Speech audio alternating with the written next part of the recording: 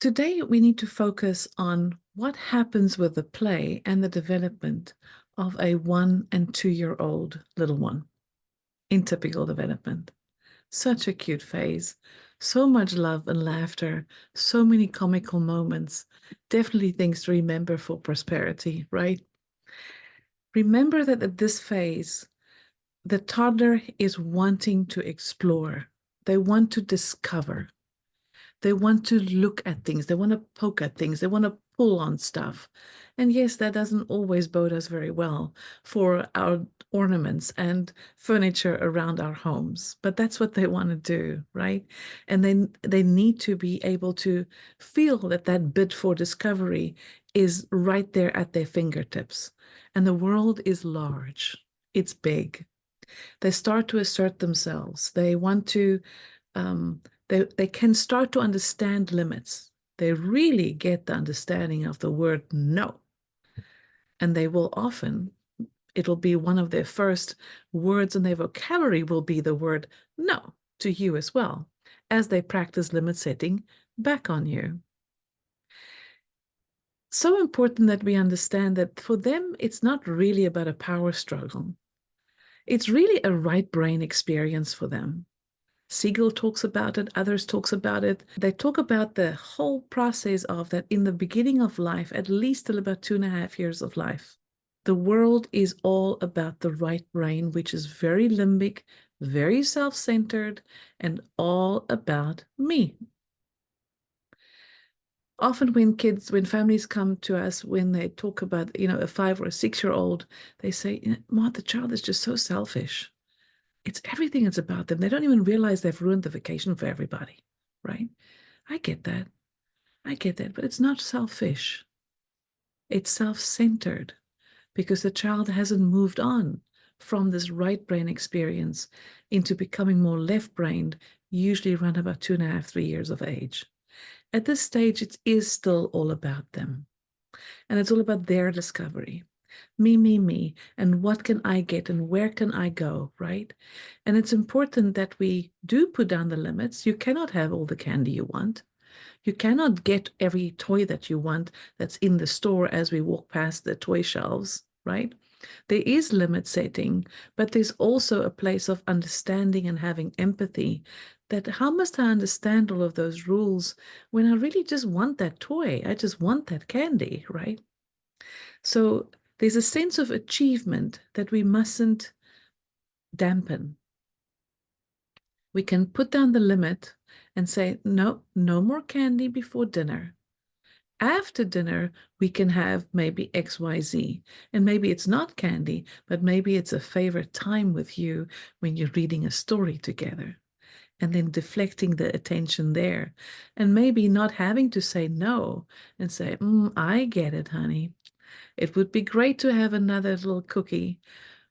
What we're going to do is we're going to have dinner, and then we are going to go to our bath time, and then I'm going to read you a story. What story would you like me to read tonight, right?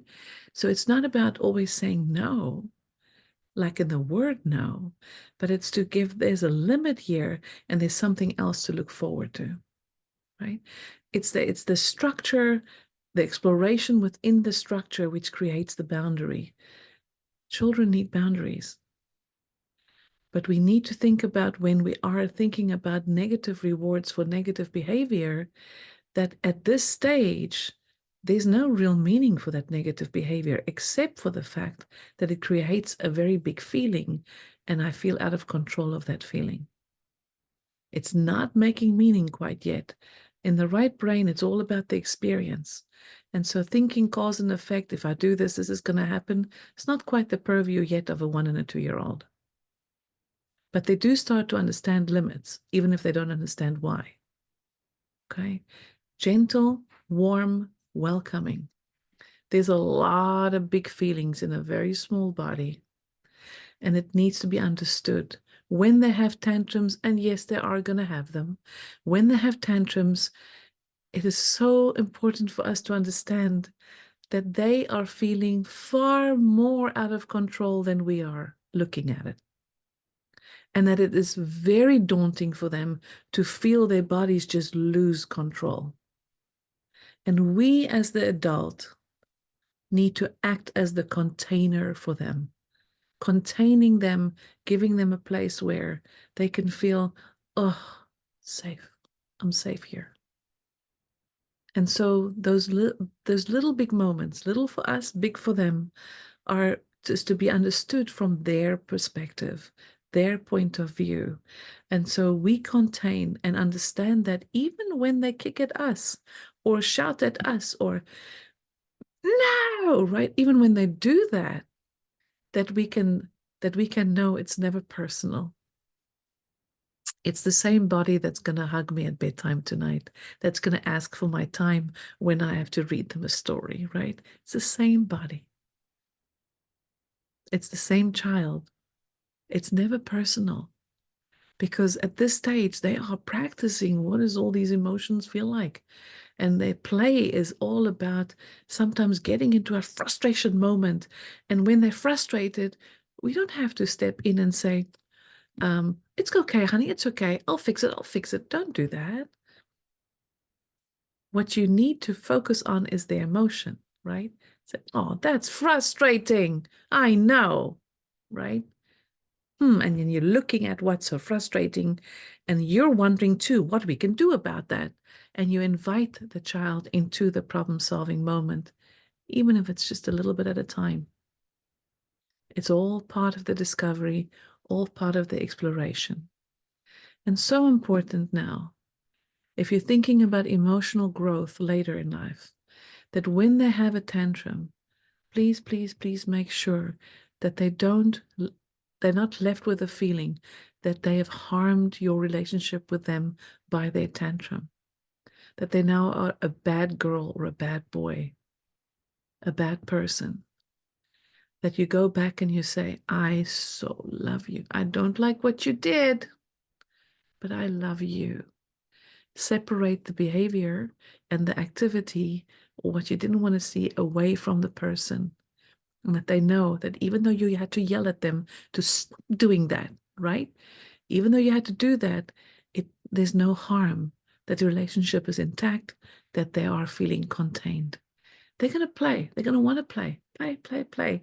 It becomes their way of thinking. We must play. It's one of the things I really check in when I see families come in with kids who are 7, 8, 9 years old. I ask, how did they play when they were younger? I want to know what that quality of that play was. Did they do the things they needed to do? Did they explore their physical possibilities in play? Did they climb and crawl over the jungle gym equipment? Did they explore their bodies? Did they explore playing with dolls, with objects? What did they do? Did they play hide and seek with it? I mean, um, do they play out real life circumstances? I'm the mommy now, right? Or I'm going to be wearing mommy's shoes today. I'm going to carry daddy's briefcase. Whatever is the purview of your family constellation, that imitation of real life becomes a very big part of the play, especially towards the middle to the end of the stage. And so you also will see that they will start to take the familiar objects in their lives and they will start to pretend that maybe this is not a pair of glasses over here, but maybe this is going to enable me to see in the future, right? And maybe that's a bit too high for that stage, but it's going to represent something else. It's not going to be a pair of glasses, it's going to be something to sit on or to ride on. That an object that is concretely in front of them is going to be representing another object from their mind, which is the beginning stages of building representational thinking and getting into pretend play later. Right? In the beginning, the play is very much imitation of what everyday life brings to them. So it becomes a bit more deeper as we go. Remember that their reality is not yours. It's a much bigger, larger experience. And because they don't have access to the beautiful executive pathway yet, it doesn't make causal sense to them. So when something awful happened, it is big, much bigger than you thought it would be. It's a very big deal. And we need to be gentle and acting as those containers to support them in that process. Their reality is still fantastical. It's not the real deal and situation of what's happening right now. When they are sleeping, they don't want to feel alone. They don't want to feel left out. I remember very well when I was little, I got measles and I had to stay in a darkened room and I had to just stay there um, in bed. And until that fever and those things didn't drop, nobody allowed me out of that room. Then I would lie in my room and I would hear the family members play Monopoly together.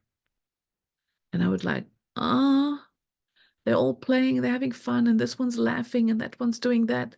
And here I am all alone, right? And whenever I talk about this piece, I think about that experience, even though I was a bit older. It's that feeling of feeling left out. Well, it's very big at this stage. They don't want to be left out. They want to be a part of everything. And I know that sometimes feels daunting. It just is what it is. The whole issue about pee and poo also is an issue that comes up now at this stage, which is a huge big sense of accomplishment and autonomy, and also a big sense of fear in some kids and anxiety over letting drop something of mine in a deep dark hole down there, right? So those accomplishments are shifting closer to the reality that's also part of that bid for autonomy, that bid for self-accomplishment. Relish this time. Relish it. We're not going to get it back. Once a child is through it, they're through it. They're not going to go back. And so it's a time of still having them need you in a way to understand and to know that they need to grow up and develop, and that they need to develop the emotional psyche to take on the world, to fill in the blanks with resilience, to be forgiving, to be empathetic, and to feel the model of your empathy to build their own.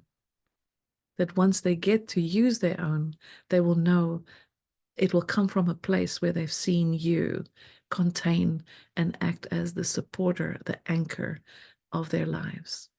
I'll see you later.